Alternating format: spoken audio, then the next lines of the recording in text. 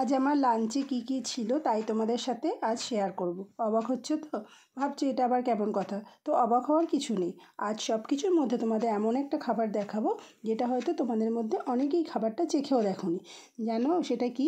এখানে হচ্ছে আমি শুক্তো রয়েছে পাতে, দেখতেই পাচ্ছ। আর হচ্ছে এটা বাটা বা কোনো কিছু বাটা বা ভর্তা। আর এখানে আছে বকফুলের বড়া, আর সাথে আলু মূলোর তরকারি যেটা কিন্তু ভাজা মশলা দিয়ে। আর এখানে আছে মিক্সড ভেজ ডাল, মুগ ডাল।